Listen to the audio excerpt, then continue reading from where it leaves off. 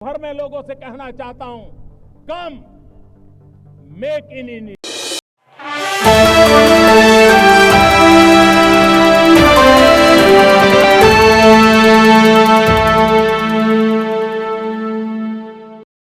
विदेश मंत्रालय के प्रवक्ता रणधीर जायसवाल ने अमेरिका और रूस के बीच अलास्का में हुई शिखर वार्ता का स्वागत किया। उन्होंने कहा कि राष्ट्रपति डोनाल्ड ट्रंप और रूस के राष्ट्रपति व्लादिमीर पुतिन की यह पहल वैश्विक शांति की दिशा में एक अहम कदम है। जायसवाल ने कहा कि भारत इस वार्ता में हुई प्रगति की सराहना करता है और मानता है कि आगे का रास्ता केवल संवाद और कूटनीति से ही निकल सकता है।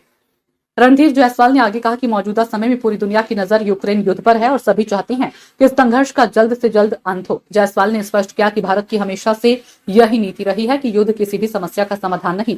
उन्होंने दोहराया कि बातचीत और आपसी समझ ही शांति का सबसे बड़ा माध्यम है। अमेरिका के राष्ट्रपति डोनाल्ड ट्रंप और रूस के राष्ट्रपति व्लादिमीर पुतिन की अलास्का में हुई शिखर वार्ता ने पूरी दुनिया का ध्यान खींचा। यूक्रेन युद्ध की शुरुआत के बाद पहली बार दोनों नेताओं की सीधी मुलाकात हुई। हालांकि बैठक को उपयोगी बताते हुए भी ट्रंप ने यह साफ किया कि फिलहाल कोई बड़ा समझौता नहीं हुआ है। उन्होंने कहा कि हमने कुछ प्रगति की है, लेकिन अभी हम पूरी मंजिल तक नहीं पहुंचे हैं।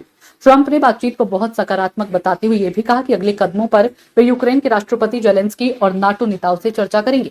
वहीं पुतिन ने ट्रंप की मित्रतापूर्ण भाषा और रूस के राष्ट्रहितों की समझ की तारीफ की।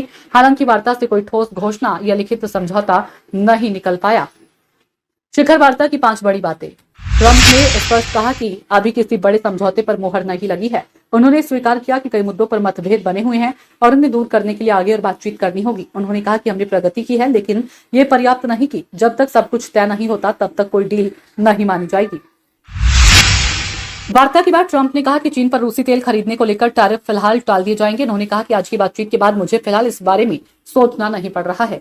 हालांकि भारत पर उन्होंने कोई टिप्पणी नहीं की। अमेरिका ने पहले ही भारत पर 50% टैरिफ लगा रखा है, जिसमें से 25% रूसी तेल आयात पर पेनल्टी है।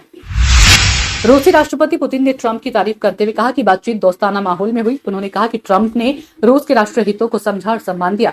हालांकि ट्रंप ने सार्वजनिक मंच से यूक्रेन में रूस के हमलों में नागरिकों की मौत पर कुछ नहीं कहा, जिस पर कई अंतर्राष्ट्रीय हलकों में सवाल खड़े हो रहे हैं। वार्ता के बाद संयुक्त प्रेस कॉन्फ्रेंस केवल 15 मिनट चली, जिसमें दोनों नेताओं ने सामान्य कूटनीतिक बातें दोहराई। किसी ठोस उपलब्धि या लिखित सहमति की घोषणा नहीं हुई। इससे साफ है कि दोनों पक्षों में अभी भी गहरे मतभेद कायम है और समझौते का रास्ता लंबा है।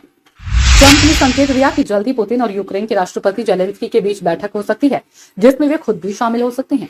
हालांकि उन्होंने ये नहीं बताया कि ये बैठक कब और कहां होगी। पुतिन ने जेलेंस्की से मुलाकात पर कोई टिप्पणी नहीं की। उन्होंने उम्मीद जताई कि यूक्रेन और यूरोपीय देश अमेरिका रूस वार्ता को सकारात्मक रूप से देखेंगे और प्रगति में बाधा नहीं डालेंगे। ब्यूरो रिपोर्ट, नई